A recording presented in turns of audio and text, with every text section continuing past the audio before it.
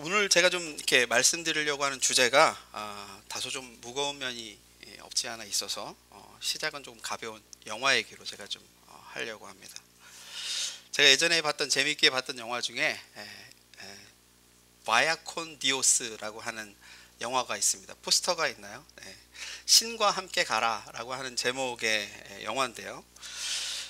이 영화 줄거리를 좀 말씀드리면 이렇습니다. 교회로부터 이제 파문당하고 단 2개의 수도원만이 명맥을 유지하고 있는 칸토리안 교단이라고 하는 이 교단에 소속된 수도원 가운데 하나가 있는데, 아우스부르크 수도원이라는 수도원이 있습니다.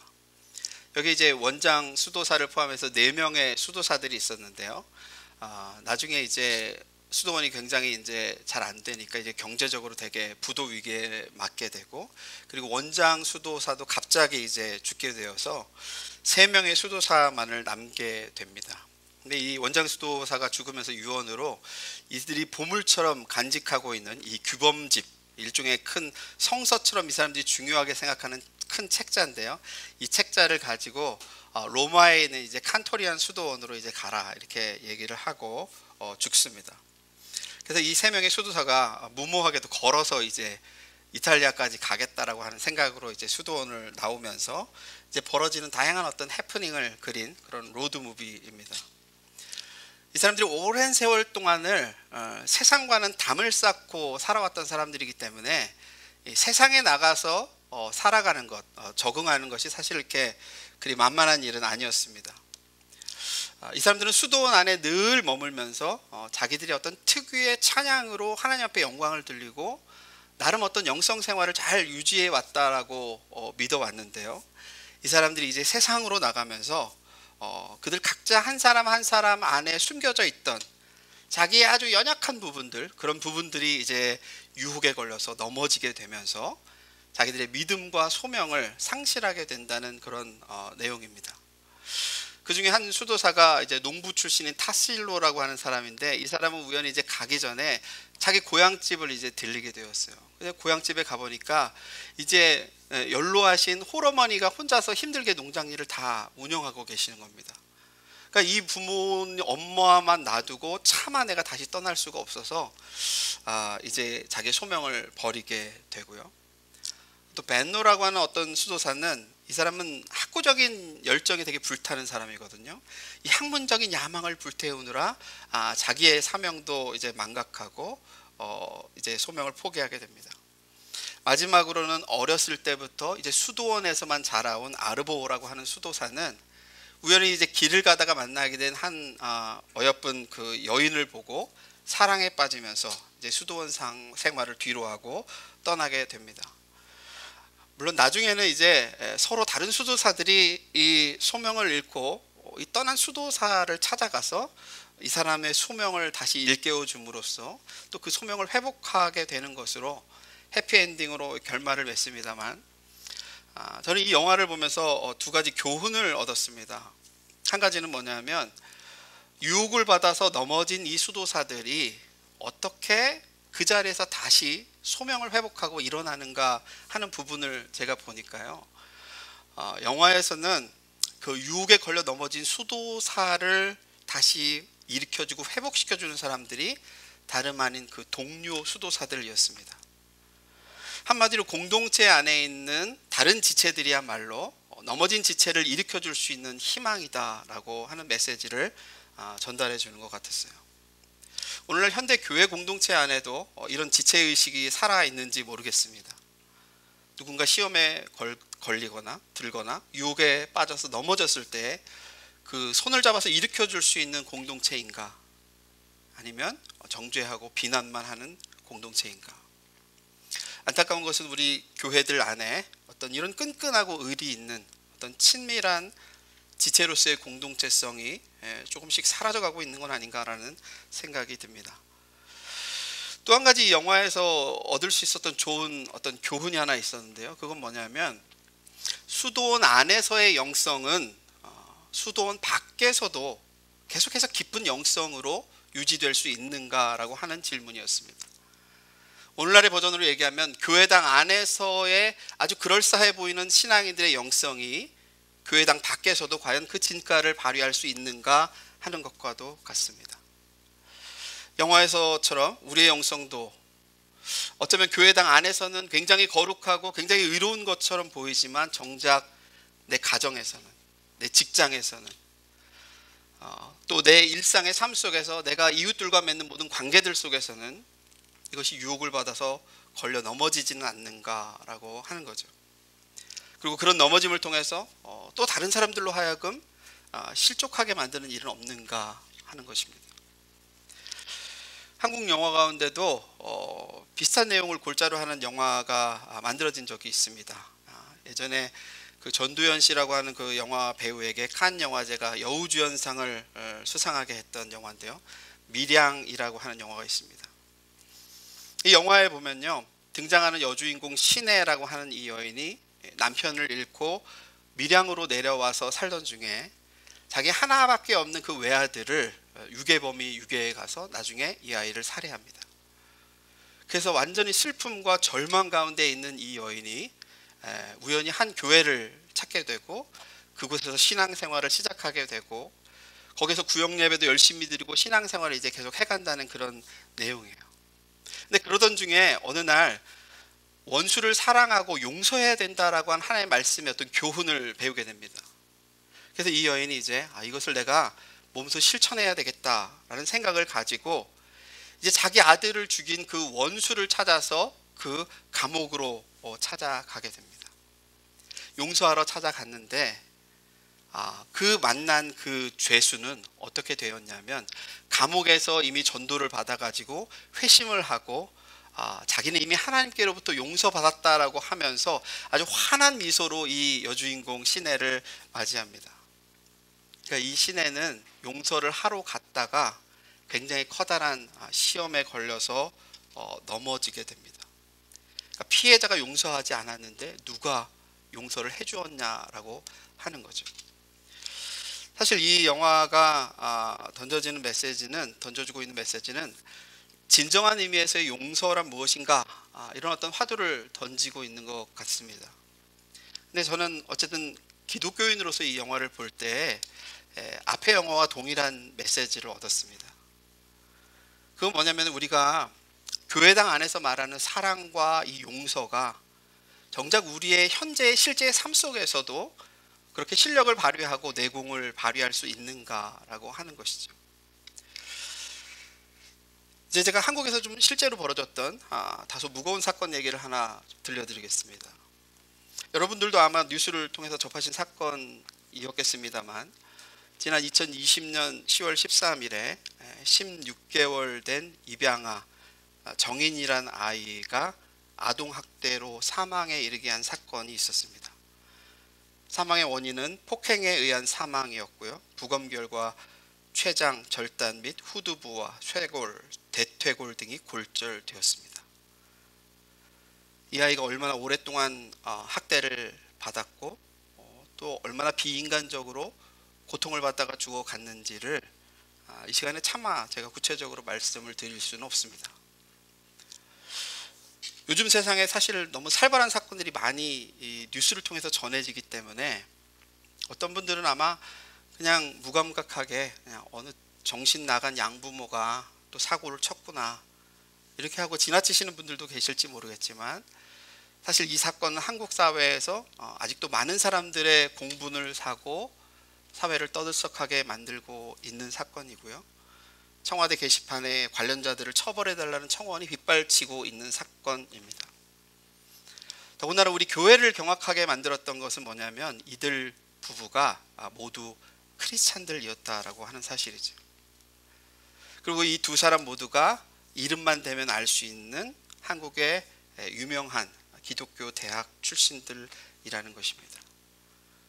그리고 거기에 더해서 현재 한국에서 중형교회를 목회하고 있는 두 목회자 가정의 PK들로 자라난 사람들이었습니다. 남편은 직장이 기독교 방송국입니다.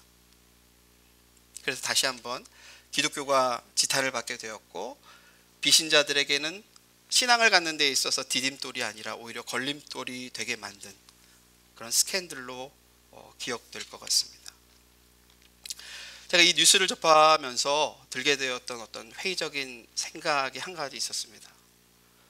그건 뭐냐면, 왜 우리 기독교 교육은 일평생을 교회 울타리 안에서 자라고 기독교 가정에서 배우면서도 다른 사람의 생명이 소중하다고 하는 가장 기본적이고 가장 인간적인 가치 하나도 제대로 가르치지 못하는가라고 하는 거죠. 그리고 말로는 우리가 교회에서 많이 이야기하고 많이 설교하고 많이 가르치지만 왜 이런 가르침들이 실제적으로 우리의 삶을 변화시키지 못하는가라고 하는 겁니다. 사실 저는 이 뉴스 이전에도 늘 제게 개인적으로 이 신앙의 어떤 숙제이자 신학적인 고민이 이거였습니다. 우리가 교회에서, 기독교에서 가르치는 복음과 하나님의 나라라고 하는 이 가치, 이것이 과연 교회 밖에서도 또 실제적으로 우리의 구체적인 삶 속에서도 적용될 수 있는가라고 하는 것이죠. 여러분, 우리 가정 안에서는 이런 하나님 나라의 가치들이 여러분 실현되고 있습니까? 여러분의 직장 안에서는 이런 가치들이 실현되고 있습니까? 여러분의 일상의 삶과 여러분들이 맺고 있는 모든 이웃들과의 관계 속에서는 이런 가치들이 실현되고 있습니까? 이것이 잘 실현되고 있지 못하다면 문제가 무엇인가? 우리는 어디서부터 어떻게 잘못된 것인가를 고민하고 원인을 찾아내서 사실은 돌이키고, 우리가 정말 경건의 모양만 있는 신앙인들이 아니라 경건의 실제적인 능력으로 삶 속에서 나타내는 신앙인들로 우리가 거듭나야 될 줄로 믿습니다. 오늘 우리가 이제 함께 봉독한 성경 본문을 좀 살펴봐야 되겠습니다. 그리고 결론으로는 제가 앞서 말씀드린 이 신앙과 삶의 괴리의 문제가 오늘 우리가 읽은 본문과 어떤 관련이 있는지로 말씀을 마무리 지으려고 합니다.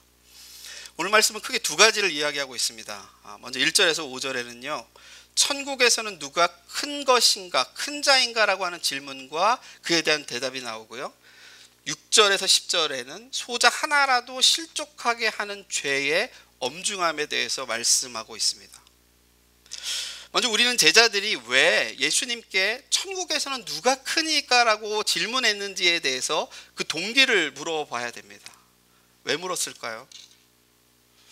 왜 이게 궁금했을까요? 제자들에게 이것이 궁금했던 이유는요, 바로 그들이 생각하는 하나님의 나라도 그들이 이미 그 땅에서 경험해 왔던 왕이 통치하고 정치 권력이 득세하는 나라의 체제와 별반 다를 것이 없을 것이라고 생각을 했기 때문입니다. 그러니까 궁금했던 것이죠.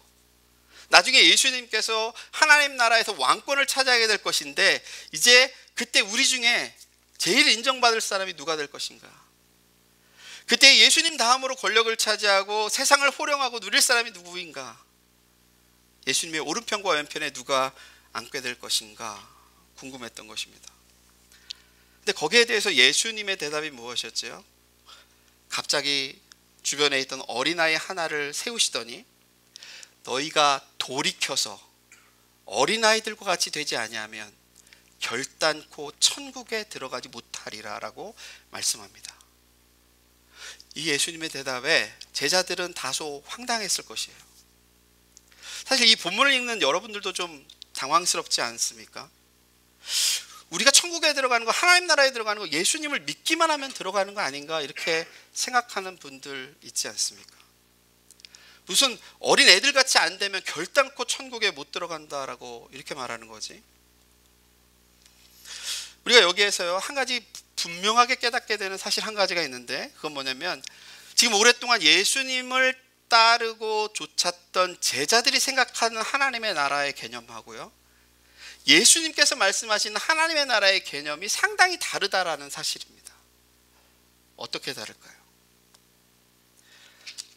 지금 여러분들이 생각하시는 하나님의 나라, 천국은 어떤 나라입니까?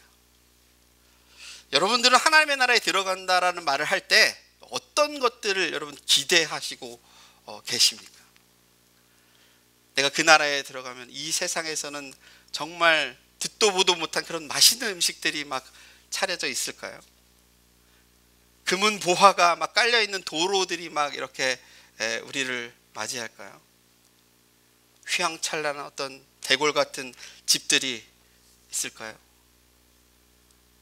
아니면 우리의 모든 욕망들을 다 만족시켜줄 그런 쾌락거리들이 우리를 기다리고 있을까요? 여러분, 하늘나라에도 등급이 있을까요? A급 신자, B급 신자, C급 신자 따로 있을까요? 잘 나가는 사람, 못 나가는 사람. 고진하라고 하는 이 목사님이자 시인인 분이 쓴 시 중에 이런 시가 있다고 그래요. 천국에는 아라비아 숫자가 없다. 왜냐하면 그곳에서는 제가 생각할 때 최소한 하나님의 나라는, 최소한 천국이라고 하는 것은 사람들을 숫자로 서열화하지 않고 수와 양으로 측정하지는 않을 것이다 라고 하는 그런 의미일 거라고 생각합니다. 왜냐하면 그 나라에 들어가는데 그 나라에서도 등수를 따지고 사람을 차별화하고 가진 것 못 가진 것 때문에 서로 다르게 대한다면, 누구는 퍼스트 클래스에 앉고 누구는 이코노미에 앉는다면 우리가 그걸 하나님의 나라라고 할 수 있겠느냐라고 하는 거죠. 우리가 성경을 통해서 최소한 우리가 짐작할 수 있는 사실 가운데 한 가지는 뭐냐면, 하나님의 나라에는 최소한 경쟁과 차별이 없을 거라는 것입니다. 어떤 분들은 천국에서도 받을 상급에 따라서 사람들을 차별할 것이다 이렇게 생각하기도 합니다만, 그것은 제가 생각할 때는 천국에 대한 오해인 것 같습니다. 왜냐하면 오늘 본문만 보아도 예수님께서 지금 수정해 주려고 하시는 천국의 개념이 뭡니까? 그곳에서는 오늘 4절에 보시면 이 어린아이와 같이 자기를 낮추는 그이가 천국에서 큰 자니라 이렇게 말씀하시는 거죠. 그러니까 예수님은 지금 철저하게 세상의 논리에 갇혀서 천국의 개념을 오해하고 있는 제자들의 사고방식을 완전히 뒤집어 엎는 방식으로 그들의 생각을 지금 수정해주고 계시는 것입니다. 그러니까 낮아지는 것이 곧 큰 자가 되는 그 세상에서는 어떻게 등수를 얘기하고 어떻게 누가 더 높은 자리에 앉을 것인가를 얘기할 수가 있겠느냐라고 하는 거죠. 어떻게 누가 더 큰 상을 받았냐를 가지고 자랑할 수가 있겠느냐라고 하는 거죠.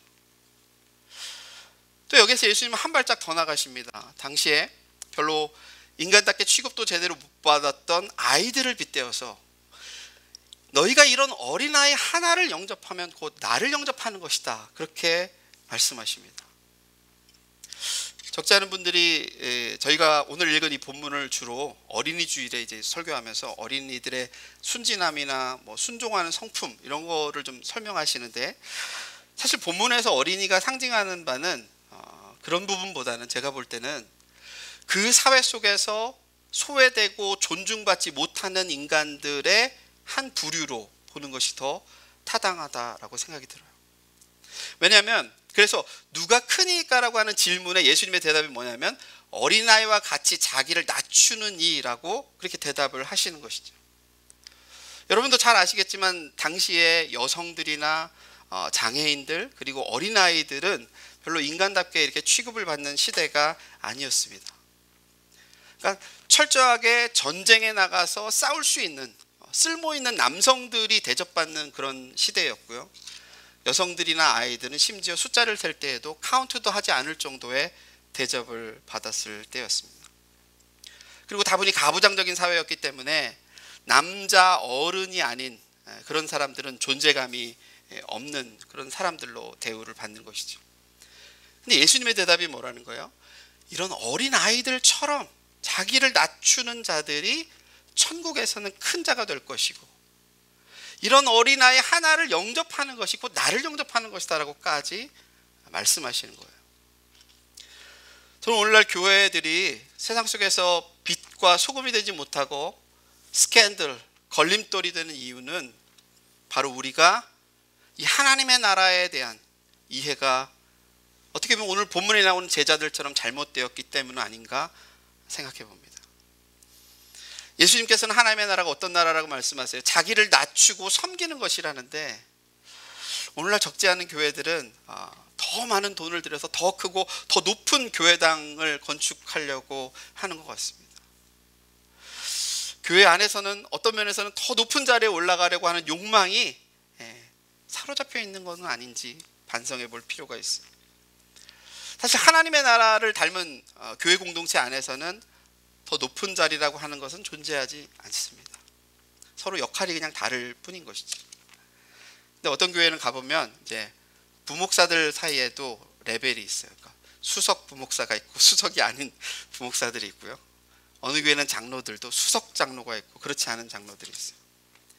수석, 차석 이렇게 따지는 것 자체가 세상에서 무슨 대입시험 보고 합격자 발표할 때나 얘기하는 것이지 이게 뭐 교회에서 쓸 수 있는 말일까라는 생각도 좀 듭니다. 우리가 교회 안에서 알게 모르게 돈 있는 사람, 권력 있는 사람, 뭐 사회적으로 좀 신분이 더 높은 사람 이런 사람들을 더 존중하고 세운다면 그것은 세상이지 교회가 아닌 것이죠.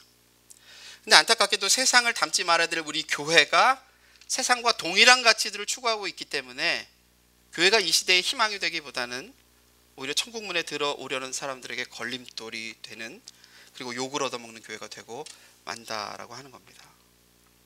그래서 사실은 교회도 별수 없네, 세상과 다를 게 없네, 이런 말보다는, 이런 소리가 아니라 교회는 참 다르네, 이런 말을 우리가 들을 수 있어야 됩니다. 왜 그렇죠? 왜냐하면 우리는 추구하는 하나님의 나라에 대한 가치가 다른 사람들이기 때문에 그런 것이죠.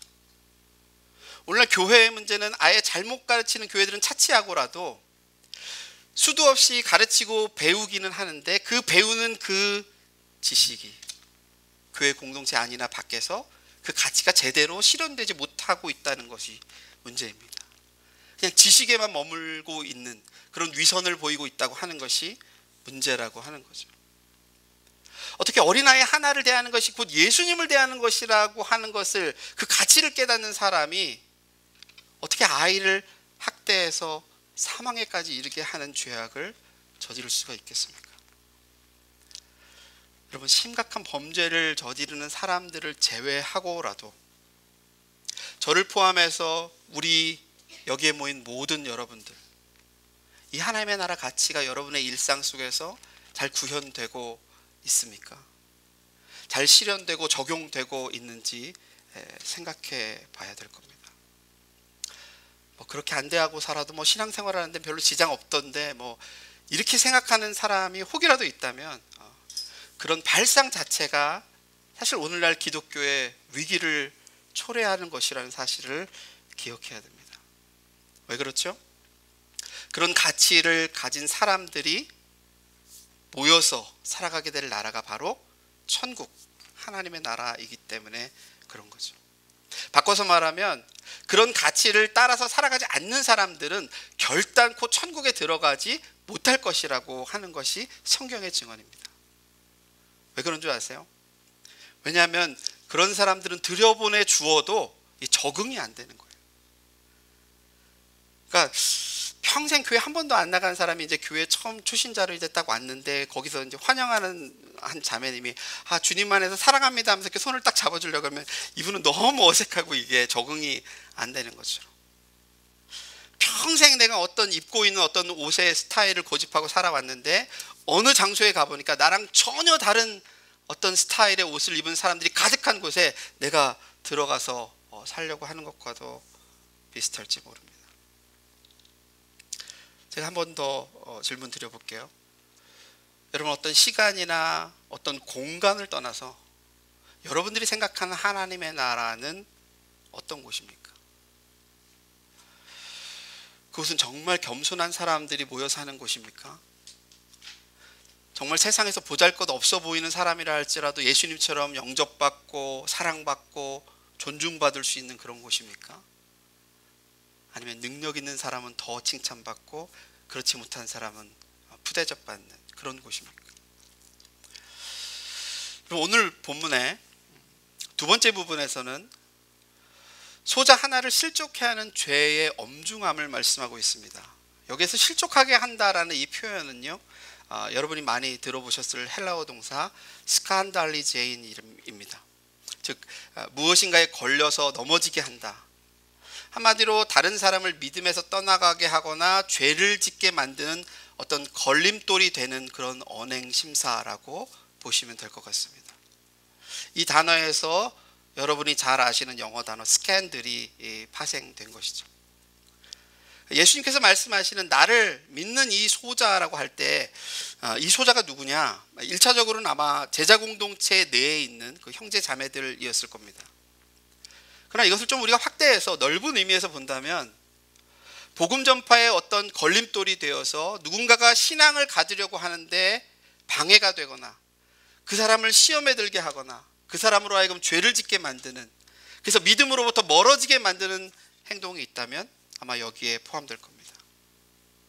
그런 자들이 받을 형벌이 무엇이라고 성경이 말하고 있냐면요, 차라리 연자맷돌을 그 목에 달리우고 깊은 바다에 빠뜨리우는 것이 나으니라. 한마디로 차라리 나가 죽으라는 거예요. 저는 어렸을 때 성경 이 부분을 읽을 때 성경에 이렇게 과격한 표현이 있나 이런 생각이 들고 깜짝 놀란 적이 있는데요.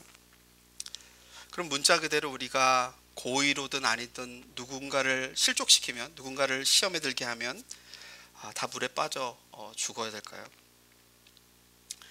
물론 이 표현은 전형적인 성경의 과장법입니다. 그렇지만 그만큼 그런 종류의 행동은 심각한 죄가 되기 때문에 절대로 그렇게 하지 말라라고 하는 엄중한 경고를 지금 성경에서 주고 있는 것이죠. 그렇지 않고 우리가 문자 그대로 이걸 다 순종해야 된다라고 믿는다고 본다면 사실 우리 가운데 뭐 눈이나 손이나 발이 뭐 제대로 성하게 남아있을 사람 제가 볼 때는 거의 없을 것 같습니다. 중요한 것은 하나님 나라의 가치들을 우리가 말과 혀로만이 아니라 실제로 우리의 삶 속에서 실제적이 되는 그런 삶으로 살아내는 것이죠. 근데 그렇게 살아내는 가운데 우리의 삶을 통해서 누군가가 변화를 받고 복음을 믿고 하나님께로 나오는 사람들이 많아져야지, 우리를 통해서 오히려 하나님으로부터 멀어지고 신앙을 저버리고 죄를 짓게 하는 통로로 쓰임받아서는 절대로 안 된다라고 하는 사실입니다. 여러분, 그런 삶을 그럼 살아내기 위해서 우리에게 필요한 게 뭘까요? 우리의 믿는 바가 그저 쓸모없는 어떤 지식으로 전락하지 않고 정말 실제적으로 우리의 삶을 변화시키고 우리 주변에 있는 사람들을 선한 길로 이끄는 방편이 되려면 여러분 무엇이 필요하겠습니까? 앞에서도 말씀드렸지만 먼저는 우리가 하나님의 나라에 대한 바른 가치와 정신을 우리가 이해하고 깨닫는 일이 필요해요. 그래서 그 비전, 그 하나님의 나라에 대한 그 비전이 무엇보다도 먼저 내 마음을 변화시키고, 그리고 그 비전이 결국 우리의 삶을 사로잡아가게 만드는 우리의 어떤 정체성이 되어야 된다라고 하는 거죠.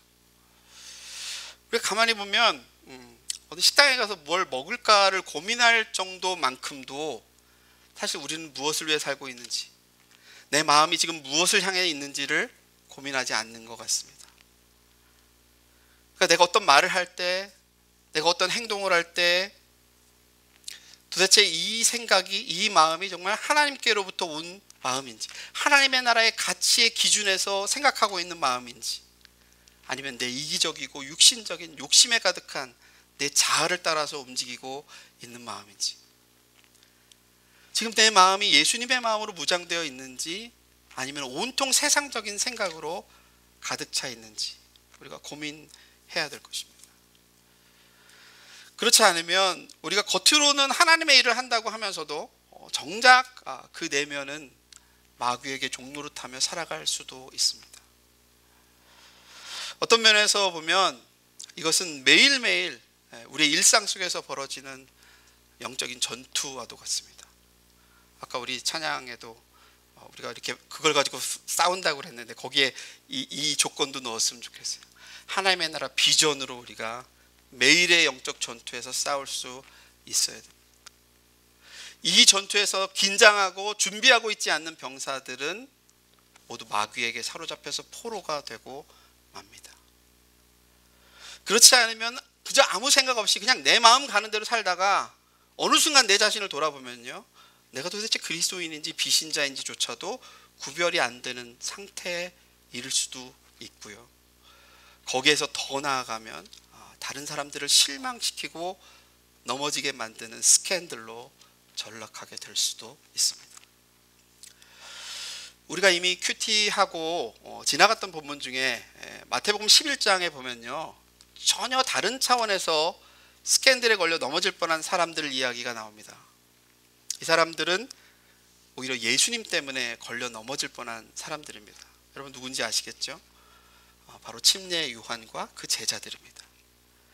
요한이 옥에서 제자들을 보내서 예수님께 여쭤봅니다. 오실 그이가 당신입니까? 아니면 우리가 다른 이를 기다리오리이까? 침례 요한도 헷갈리는 거예요 이제. 그래서 예수님께서 이런저런 답변을 하시고는 6절에서 뭐라고 말씀하시냐면 누구든지 나를 인하여 실족하지 아니하는 자는 복이 있도다 이렇게 말씀해요. 여기에서 실족하지에 사용된 단어가 역시 오늘 본문에 사용된 단어와 동일한 단어 스칸달리제인입니다. 어떻게 해서 예수님이 스캔들의 주인공이 될 뻔하셨을까요? 그것은 역시 마찬가지로 침례 요한과 그의 제자들이 기대했던 하나님의 나라 메시아관과 예수님께서 오셔서 하시고자 하셨던 그 메시아 그리스도의 사역 그리고 하나님의 나라의 사역이 너무도 달랐기 때문에 그런 것이죠.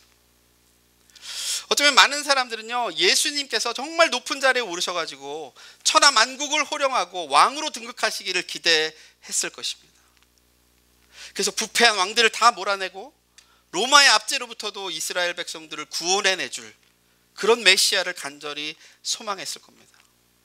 그런데 예수님의 사역은 전혀 다른 차원으로 이루어졌다는 거예요. 우리가 알다시피 예수님께서는 공생의 사역 바로 전에도 이런 세상의 왕이 되라고 하는 유혹을 받으신 적이 있습니다. 마태복음 4장 8절에서 10절에 보면 마귀가 이렇게 말하죠. 천하 만국과 그 영광을 보여주며 내게 엎드려 경배만 하면 이 모든 것들을 내가 다 너에게 주겠다. 이런 유혹을 받습니다. 만약에 예수님께서 그 유혹에 넘어가셨더라면 그것은 인류 역사 전체를 통틀어서 가장 커다란 스캔들로 남았을 겁니다. 예수님께서는 말씀으로 이것을 물리치시죠. 예수님의 제자 베드로가 주는 그리스도시요 살아계신 하나님의 아들입니다 이렇게 고백하고 나서 얼마 지나지 않아서 예수님께서 이제 내가 십자가의 길을 가야 되겠다라고 이제 제자들에게 말씀할 때 베드로가 뜯어 말리죠. 절대로 이런 일이 예수님께 일어나면 안 됩니다. 그때 예수님께서 뭐라고 말씀하셨는지 기억하십니까? 예수님께서 마귀에게 시험받을 때와 똑같이 말씀하셨어요. 사탄아 내 뒤로 물러가라. 너는 나를 넘어지게 하는 자로다. 여기에서도 동일하게 넘어지게 하는 애 스칸달론이라고 하는 같은 단어의 명사형이 여기에 사용되었습니다. 그러니까 예수님께서 걸어가시는 그 길에도 유혹이 없었던 게 아니라는 거죠. 아주 가까운 제자들로부터 마귀에게 이르기까지 유혹이 있었다는 거예요. 근데 예수님께서는 비록 자신의 사역이 누군가에게는 스캔들이 될 위험성마저 지니셨지만 그래도 세상적이고 인간적인 유혹들을 다 이기시고 결국 하나님의 뜻에 순종하셔서 그 십자가의 길을 걸어 가셨다라고 하는 겁니다. 저는 이 예수님의 이 발자취야말로 스캔들을 이겨내신 스캔들이라고 믿습니다. 그리고 그 예수님이 우리에게 말씀하시는 거죠. 나를 따르라. 아무든지 나를 따라오려거든 자기를 부인하고 자기 십자가를 지고 나를 좇을 것이니라 말씀하는 거예요. 우리가 믿는 바가 그냥 지식에 머물지 않고요. 어떻게 하면 우리의 삶 속에서 실제가 될 수 있을까요? 그것은 우리가 날마다 우리가 우리 자신을 쳐서 복종시키고 수없이 찾아오는 스캔들을 이겨내시고 사명을 따라서 십자가의 길을 걸어가신 그 예수님을 바라보고 그분의 길을 뒤따르기를 끊임없이 훈련하는 길만이 그 해결책이 될 것입니다. 저와 여러분도 모두 예수님의 길을 따라서 다른 사람들을 넘어지게 만들고 하나님의 나라의 가치로부터 멀어지게 만드는 스캔들이 아니라 그러한 스캔들을 이기는 스캔들로 이 땅을 살아가게 되시기를 주님의 이름으로 축원합니다.